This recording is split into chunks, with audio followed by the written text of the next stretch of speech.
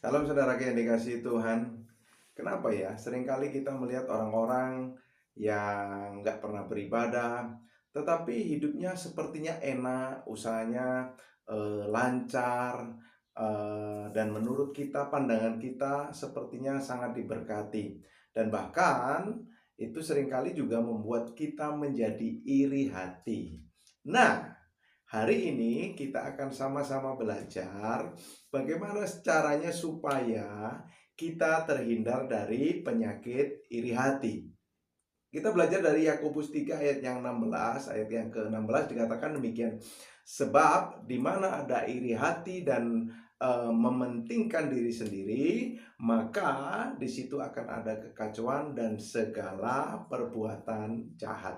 Jadi saudaraku yang dikasihi Tuhan, seringkali kita merasa hidup kita susah, tapi hidup orang lain jauh lebih enak. Padahal saya sudah sering ke gereja, saya suka pelayanan, tapi kenapa kok hidup hidup saya begini-begini saja. Nah, ini seringkali kita alami saudaraku yang dikasihi Tuhan. Tapi hari ini Tuhan mau supaya kita tanggalkan penyakit iri hati itu karena sangat berbahaya. Saudara tahu, waktu kisah Kain dan Habel terjadi pembunuhan, itu persoalannya hanya sepele.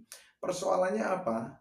Hanya persoalan iri hati. Itu dalam Kejadian 4 ayat yang kelima, di mana persembahan daripada Kain tidak diterima oleh Tuhan.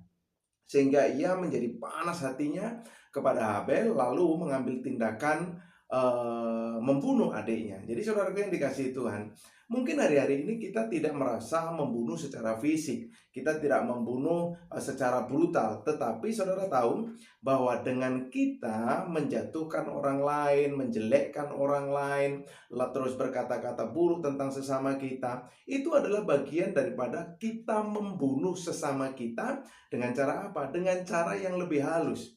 Artinya karena iri hati itu membuat kita menjadi orang yang mudah panas hatinya, bahkan mengambil tindakan yang di luar batas kemanusiaan. Nah, saudaraku yang dikasihi Tuhan, lalu apa caranya? Bagaimana caranya supaya kita semua terhindar dari panas hati sama seperti yang dilakukan Kain, tetapi kita menjadi orang-orang yang lebih bijaksana, menjadi orang-orang yang lebih lebih baik dalam melihat keadaan orang lain. Jadi yang pertama yang harus kita lakukan adalah supaya kita tidak memiliki iri hati itu, tapi kita percaya diri dengan apa yang Tuhan sudah kasih dalam diri kita. Yang pertama, jangan bandingkan hidupmu dengan hidup orang lain.